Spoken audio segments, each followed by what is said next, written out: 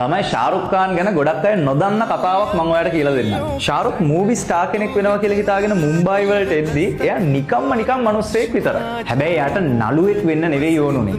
එයාට ඕනුනේ සිනමා වීරයෙක් වෙන්න. ඒත් හැමෝම එයාට කිව්වා වාට එහෙම හීරෝ කෙනෙක්ගේ ලුක් එකක් අර සිනමා වීරයෙක්ගේ ලුක් එකක් නෑ කියලා. ශාරුක් ඒ වචන වලින් කඩාගෙන වැටුණාද?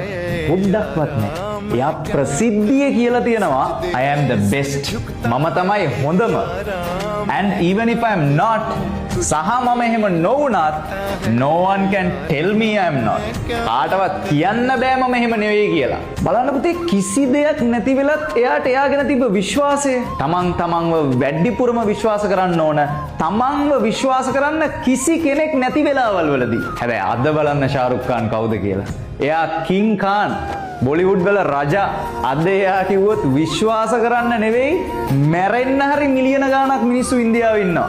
හැබැයි එදා එයාව විශ්වාස කරේ එයා විතරයි. එදා ශාරුක් එයාව විශ්වාස කරේ නැත්නම් පුතේ අද අපිට ශාරුක් ખાන් කෙනෙක් නැහැ. මේක අහන ඔයත් පුතේ අනාගතයේ දවසක අපි හැමෝම කතා වෙන චරිතයක් වෙන්න පුළුවන්. හැබැයි අද ඔයාගේ කතාව කවුරුවත්ම විශ්වාස කරන්නේ නැති වෙන්නත් පුළුවන්. ඒත් මතක තියාගන්න දිනන දවස වෙනකන් තමන්ව තමන්ගේ කතාව තදින් විශ්වාස කරපන්.